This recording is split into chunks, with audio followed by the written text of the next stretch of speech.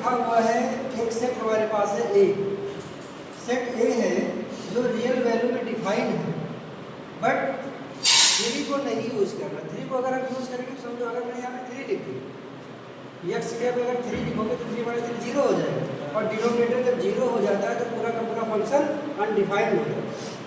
इसीलिए हम एक्स की जगह 3 नहीं लिखेंगे। इसमें पहले से इसने बोला है कि आप सारी वैल्यू को ले सकते हो, सारे रियल वैल्यू ले सकते हो, बस आपको 3 नहीं लेनी। ये कंडीशन में पहले से गिवन है, ठीक। फिर उसके बाद देखो क्या लिखा है, ये डी की बात हो रही है, मतलब ये कोडोमेन की बात है। कोडोमेन में सारी रियल वैल्यू ले सकते हो, बट 1 नहीं ले सकते हो। अभी हम कोडोमेन में 1 2 नहीं ले सकते। अभी जब हम इसको कन्वर्ट करेंगे वाई की फॉर्म में, तब आपको ये बात समझ आ जाएगी, ठीक है। यहाँ पे फंक्शन कहाँ से कहाँ तक लिखा, ए से बी में डिफाइन है। तो जब भी आप सॉल्यूशन करो तो सबसे पहले आप मेंशन करो कि फंक्शन आपका किस से किस में डिफाइन होगा। तो फंक्शन हमारा जब कहाँ से कहाँ डिफाइन होगा, फंक्शन हमारा जब डिफाइन होगा बेटा वो ए से बी में डिफाइन है। मतलब ए जो होता है वो क्या होता है, ये डोमेन होता है। ए क्या होता है, डोमेन होता है। बी क्या होता है, कोडोमेन होता है। ये डोमेन है और ये कोडोमेन। डोमेन क्या होता है, डोमेन के एलिमेंट ही हम क्या करते हैं, फंक्शन पे इनपुट करते हैं, ठीक है। डोमेन क्या होता है, डोमेन के जो एलिमेंट्स होते हैं उन्हें ही हम फंक्शन पे इनपुट करते हैं, और आउटपुट में क्या आता है, मुझे जो कोडोमेन की वैल्यू है मुझे आउटपुट में मिलती है। मतलब इसके जो भी एलिमेंट्स होते हैं उनकी हमें इमेजेस मिलती हैं। बात समझ में आ रही है। अब यहाँ पे देखते हैं फंक्शन क्या डिफाइन होगा। फंक्शन हमारा है x - 2 / x - 3। फंक्शन डिफाइन है a से b में, ठीक। फंक्शन की वैल्यू क्या है, x - 2 / x - 3। यहाँ पे इनपुट क्या मुझे करना है, इनपुट में सारी रियल वैल्यू कर सकता हूँ, बस 3 को नहीं रखना है। क्या इतनी बात समझ आई, ठीक है। 1 1 के केस में इसको हमें चेक करना है कि क्या ये फंक्शन 1 1 है। तो 1 1 के केस में क्या करते हैं, कोई जो आर्बिट्री कांस्टेंट सपोज करते हैं जो इस डोमेन ए से उठाया गया है, मतलब कोई ऐसी 2 वैल्यू हमें लेनी है जो इस डोमेन से हमने ली। तो डोमेन से हम कोई भी 2 वैल्यू ले सकते हैं, बस किसको छोड़ के, 3 को छोड़ के आप जो भी मर्जी करें वो आप रियल वैल्यू ले सकते हो। रियल वैल्यू समझ में आ रही है ना, कोई भी टाइप की value, rational, irrational, decimal, integral, कुछ भी वैल्यू अगर लेते हो वो सब आपकी पेज कौन सी वैल्यू होती है, रियल वैल्यू होती है। बस आपको 3 को छोड़ करके सारी वैल्यू आप यहाँ पे इनपुट कर सकते हैं, क्लियर। तो यहाँ पे लिखेंगे हम लोग late x1 x2 belongs to ए। जब भी हम कोई वैल्यू इनपुट करेंगे तो कहाँ से उठाएंगे, डोमेन से लेंगे। तो जो 2 वैल्यू हम जो ले रहे हैं वो कहाँ से ले रहे हैं, हम डोमेन से ले रहे हैं। ये x1 x2 हमने एक आर्बिट्री कांस्टेंट ले लिया, इसकी जगह पे आप कोई भी नंबर लिख सकते हो, 1 लिख सकते हो, 2 लिख सकते हो, जैसा तुम्हारी मर्जी लिख सकते हो, ठीक है। ये आर्बिट्री कांस्टेंट होता है, मतलब कोई भी वैल्यू ले सकते हो, बस कंडीशन के अकॉर्डिंग 3 को छोड़ के यहाँ पे आप कुछ भी लिख सकते हो, समझे। वो ढेर सारी वैल्यूज हम यहाँ पे लिख सकते हैं, इसीलिए हमने आर्बिट्री कांस्टेंट ले लिया x1 और x2, ये कोई वैल्यू, ठीक है। बस क्या नहीं है बताइए, बस यहाँ पे 3 इंक्लूडेड नहीं है, ठीक है। अब यही वैल्यू, ठीक है, यहाँ फंक्शन में पुट करते हैं, ठीक है। तो ये कितना हो जाएगा हमारा, f(x1) is equal to x1 - 2 / x1 - 3 हो जाएगा। यही वैल्यू ये वाली, और फिर फंक्शन में पुट करो तो क्या मिलेगा मुझे, f(x2) is equal to x2 - 2 / x2 - 3। तो हमने 2 आर्बिट्री कांस्टेंट सपोज किया जो डोमेन से लिया हमने, एक बार इसको फंक्शन पे रखा, एक बार इसको फंक्शन पे रखा, ठीक। तो 1 1 की प्रॉपर्टी क्या होती है बेटा, 1 1 में ये होता है ना कि f(x1) इज इक्वल टू आप f(x2) लिख दो, दोनों फंक्शन को वैल्यू पुट करके दोनों फंक्शन को इक्वल रख दो, और इसको सॉल्व करने पे अगर हमारा x1 और x2 इक्वल आ गया तो हमारा फंक्शन 1 1 हो जाता है, ठीक। अब इसकी वैल्यू कितनी है हमारे पास, x1 - 2 / x1 - 3 is equal to x2 - 2 / x2 - 3। इसको सॉल्व करते हैं, क्रॉस मल्टीपल करो तो कितना होगा, x1 x2, इसका मल्टीपल इसमें हुआ, फिर x2 का 2 में करो तो -2x2, फिर 3 से करोगे तो -3x1, फिर यहाँ पे करोगे 3 × 6 इज इक्वल टू x1 का इसमें करोगे तो x1 x2 -2x1, 3 से करोगे तो -3x2, और माइनस माइनस प्लस हो जाएगा ये 6। देखो 6 कैंसिल हो जाएगा, ठीक है, x1 x2 कैंसिल हो जाएगा, तो बचेगा क्या मेरे पास? बचेगा क्या बताओ?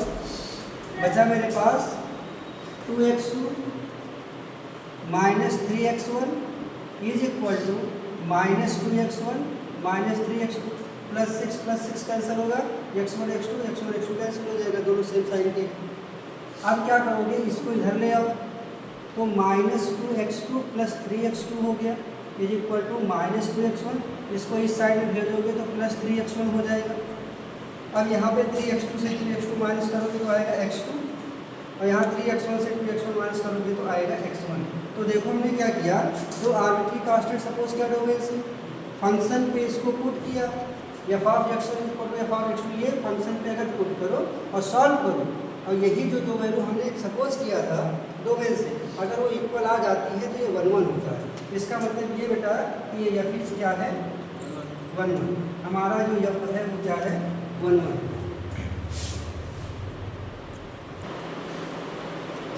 अब हम लोग R2 समझते हैं, ठीक है। R2 के केस में क्या करते हैं, एफ ऑफ एक्स को वाई सपोज करते हैं, ठीक है। Let f of x is equal to y, जब भी R2 प्रूव करना होता है तो एफ ऑफ एक्स को वाई सपोज करते हैं। यहाँ पे क्या लिखेंगे हम लोग, वाई लिखेंगे, y is equal to x minus 2 by x minus 3, ये फंक्शन हमारा एक्स का है, ठीक है।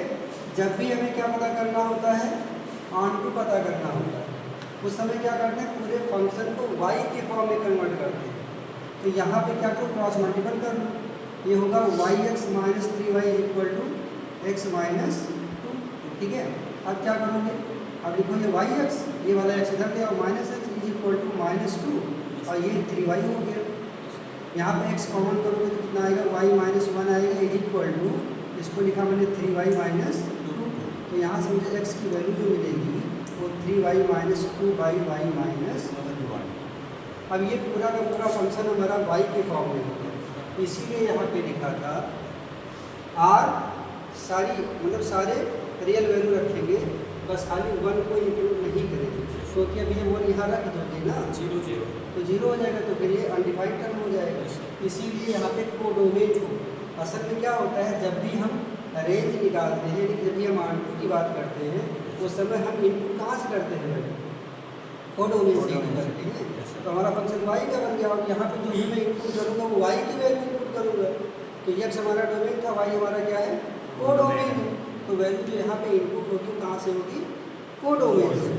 मतलब ये जो y होगा, for every y belongs to b, ठीक है, जो भी यहाँ पे y हम बिलोंग कराएंगे वो कहाँ से कराएंगे, इस b सेट से कराएंगे। b क्या है, कोडोमेन, b क्या है कोडोमेन, मतलब y की जो भी वैल्यू हम लेते हैं कहाँ से लेते हैं, कोडोमेन से लेते हैं। कोडोमेन मतलब y की वैल्यू, ठीक है। और ये b क्या है भैया, ये b जो है वो सारी रियल वैल्यू को इंक्लूड करेगा, बस खाली किसको एक्सक्लूड करेगा 1, ठीक है। मतलब सारी वैल्यू हम यहाँ पे, सारी रियल वैल्यू हम यहाँ पे इनपुट कर सकते हैं, बस 1 को छोड़, बात समझ में आई, ठीक है। अब क्या करेंगे, तो अगर ये फॉर एवरी वाई बिलोंग करता है बी में, अगर सारे वाई बी में बिलोंग करते हों, ठीक है, तो जो भी मैं वैल्यू बी की रखूँ वो एक्स में उसका प्री इमेज मुझे मिलना चाहिए, मतलब ए में उसका प्री इमेज मुझे मिलना चाहिए, यही तो। इसके लिए क्या करोगे आप, देखो यहाँ पे फंक्शन हमारा क्या है वाई का बन गया, वाई की जो वैल्यू है वो x minus 2 by x minus 3 थी। फंक्शन जब इसको कन्वर्ट की हो तो एक्स बनी 3y minus 2 by Y minus 2 हो गई। R2 के लिए क्या करते हैं, एफ ऑफ एक्स को हम पूरी वैल्यू कन्वर्ट करते हैं, फिर से वही वैल्यू आ जाएगा हमारा, तो R2 होता है। तो एफ ऑफ एक्स, इस x की जगह पे क्या रखते हैं हम, 3y minus 2 upon y minus 1 रखते हैं। तो इसकी जगह पे क्या रखें बेटा, 3y minus 2 upon y minus 1 is equal to, x के प्लेस पे हम लोग x की वैल्यू रख रहे हैं, तो f of x is equal to, फिर एक्स इस x की जगह पे क्या लिखेंगे, 3y minus 2 by Y minus 1 इसी x की जगह पे, और बाहर क्या लिखा है माइनस 2, ठीक है। फिर ये x है, इसी x की जगह पे क्या लिखेंगे, 3y minus 2 by Y minus 1, और ये माइनस 3। क्या यहाँ तक बात समझ में आई। जब हम फंक्शन को y के फॉर्म में कन्वर्ट कर लें फिर इसी यक्स की वैल्यू को जो पहले से हमारा फंक्शन गिवन था उसमें यक्स की वैल्यू को रख दें। तो इसको सॉल्व करने में अगर ये y मुझे देगा तो ये आंसर हो जाएगा। क्यों? अगर y मुझे मिल जाएगा तो इसका मतलब ये हुआ कि सारे प्री इमेजेस मुझे मिल रहे हैं।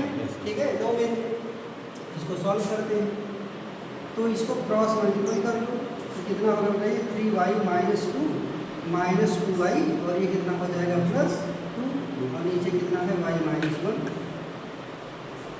यहाँ पे 3y माइनस 2 माइनस 3y और ये माइनस माइनस प्लस 3 और नीचे होगा y माइनस 1 कैंसिल कर दो। अब कितना बचेगा, या पाव 3y minus 2y y minus 1 is equal to 3y minus 2y y minus 2 plus 2 cancel हो गया। यहाँ से होगा 3y कैंसिल हो गया, 3 में से हो गया 1 तो y 1 मतलब y आ गया। तो हमने x की वैल्यू इनपुट करी और मुझे y मिल गया। इसका मतलब ये फंक्शन कैसा है, अनबाउंडेड। सो ये फंक्शन हमारा 1 1 भी है और ऑन2 है। जस्टिफाई करना था आंसर को तो हम लोगों ने यहाँ पे पूरा सॉल्व करके चेक कर लिया हमारा फंक्शन कैसा मिल गया, 1 1 और ऑन2।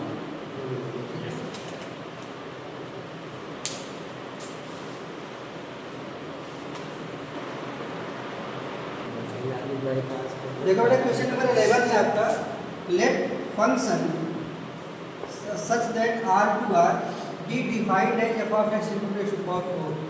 ठीक है, ठीक यहाँ पे भी समझ लो बेटा, जितने भी इवन पावर वाले फंक्शन होंगे, ठीक है, वो ना तो 1 1 होते हैं और ना ही ऑन2 होते हैं।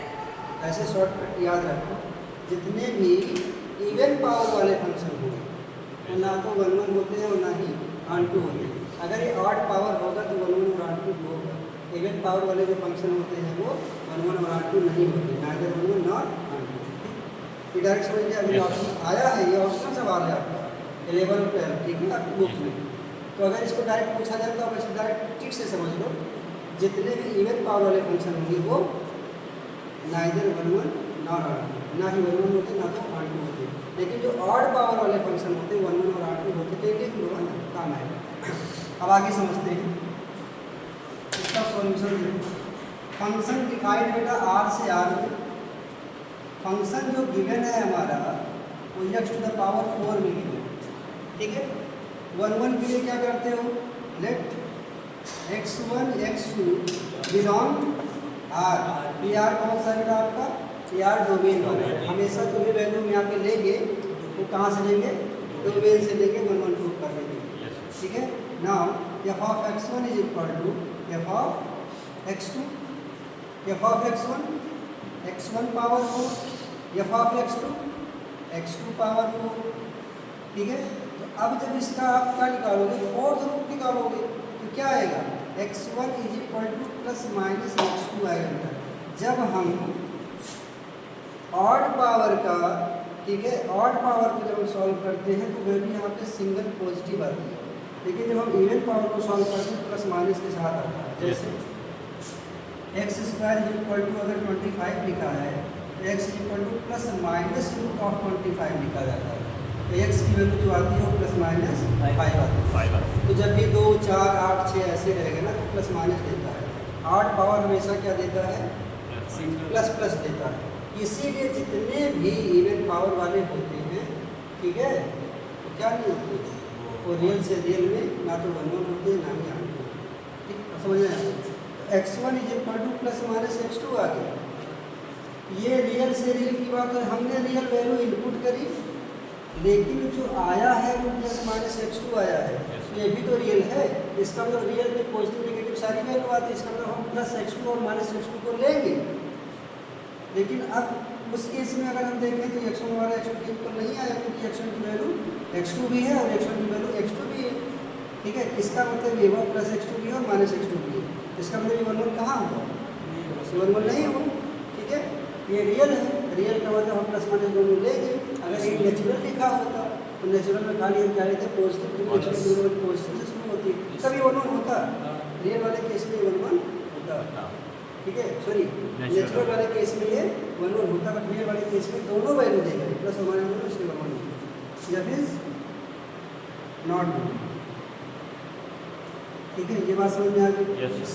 ऑनटो के लिए क्या करते हैं बेटा, let f of x is equal to y, f of x को वाई सपोज कर ली। Yes, sir. ठीक है, इसकी जगह पे हमने लिखा y is equal to x to the power 4, then x is equal to y power कितनी 1/4, y पावर 1/4। ठीक है, अब इसको सुनो, ये भी रियल है बेटा, ये भी रियल है। अब हम y की जो वैल्यू लेंगे वो कोडोमेन से लेंगे। ये वाला r जो हमारा कोडोमेन है, ये वाला जो r है वो डोमेन है। ठीक है, for every y belongs to r वो भी कौन सा कोडोमेन, जहाँ पे y की जो भी वैल्यू हम लेंगे वो कोडोमेन से। रियल वैल्यू मतलब क्या, वो निगेटिव भी हो सकता है, जीरो भी हो सकता है, पॉजिटिव भी हो सकता है, फ्रैक्शन में भी हो सकता है, डेसिमल में भी हो सकता है, पाई वगैरह भी हो सकता है। ठीक है, सारी टाइप का। ठीक है, ये हो गया हमारा, ये सारे हो गए रियल के एलिमेंट्स।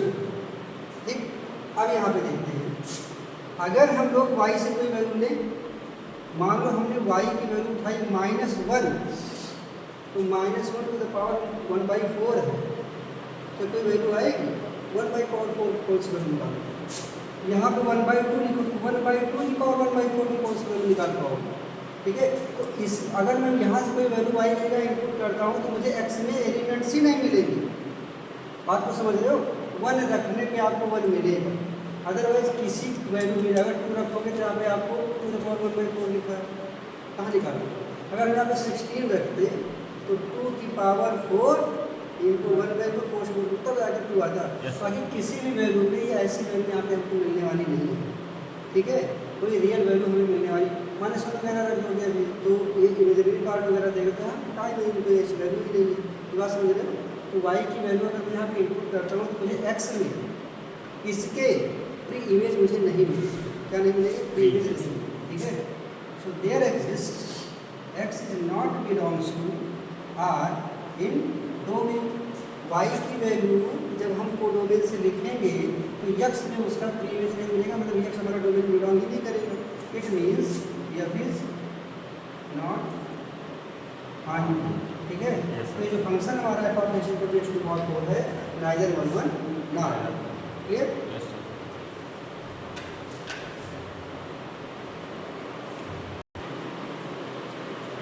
नेक्स्ट क्वेश्चन है question number 12, let f such that r to r be defined as f of x equal to 3x।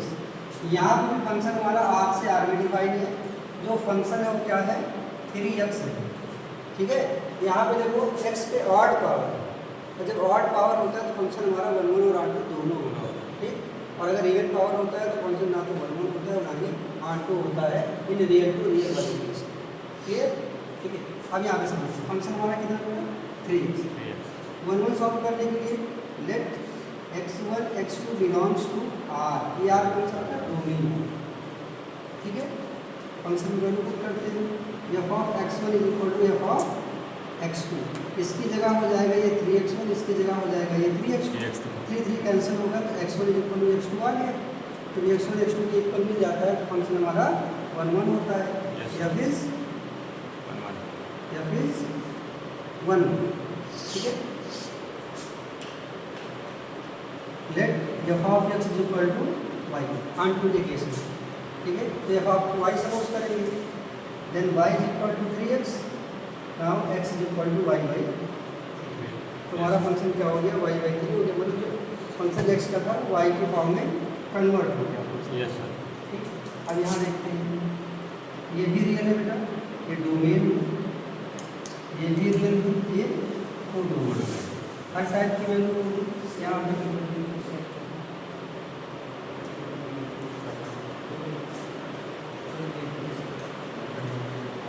Her type की वैल्यू।